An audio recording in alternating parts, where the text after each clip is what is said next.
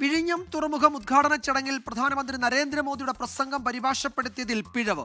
പ്രസംഗത്തിൽ ഇന്ത്യ മുന്നണിക്കെതിരെയുള്ള പ്രധാനമന്ത്രിയുടെ രാഷ്ട്രീയ വിമർശന ഭാഗം പരിഭാഷപ്പെടുത്തിയതിലാണ് വിവർത്തകൻ പള്ളിപ്പുറം ജയകുമാറിന് പിഴവ് പറ്റിയത്. हमारे मुख्यमंत्री जी से भी मैं कहना चाहूंगा, आप तो इंडिया अलायंस के बहुत बड़े मजबूत पिलर है।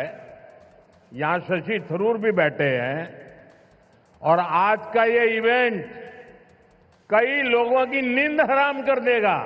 നമ്മുടെ എയർലൈൻസുമായിട്ടുള്ള ബന്ധപ്പെട്ട പ്രശ്നങ്ങൾ, അതുമായി ബന്ധപ്പെട്ട കാര്യങ്ങളിലും ആവശ്യമായ ശ്രദ്ധ നൽകണം.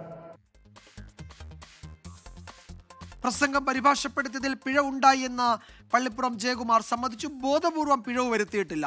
താൻ നരേന്ദ്രമോദിയുടെ ആരാധകനാണെന്നും വർഷങ്ങളായി BJP അനുഭാവിയാണെന്നും ജയകുമാർ 24നോട് പറഞ്ഞു. ഉമേഷ് ബാലകൃഷ്ണൻ തയ്യാറാക്കിയ റിപ്പോർട്ട് കാണാം. എനിക്ക് ഇന്ന് അവിടെ ഒരു ടെക്നിക്കലി ഉണ്ടായ ഒരു പ്രശ്നം എന്ന് പറയുന്നത്, ഞാൻ നിന്ന പോഡിയത്തിനടുത്ത് വച്ചിരുന്ന ഔട്ട്പുട്ട് ഓഡിയോ നന്നായിട്ട് നമുക്ക് ശ്രദ്ധയോടെ കേൾക്കാൻ പറ്റുന്നതായിരുന്നില്ല. അപ്പോൾ ഞാൻ എൻ്റെ സ്ക്രിപ്റ്റ് ഫോളോ ചെയ്തു. അദ്ദേഹം പല സ്ഥലത്തും കൂട്ടിച്ചേർത്ത് പറഞ്ഞു.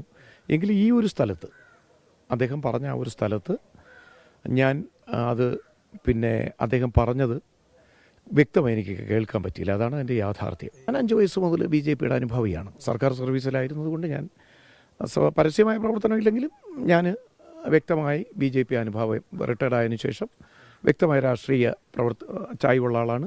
മോദിജിയുടെ ആരാധകനാണ്. അതാണ് എൻ്റെ ഒരു പ്രധാന കാര്യം. അതുകൊണ്ടാണ് ഞാനിതിന്, അല്ലാതെ ഇതിനകത്തൊരു വലിയ സാമ്പത്തിക ഇതൊന്നും ഉള്ളത് കൊണ്ടല്ല.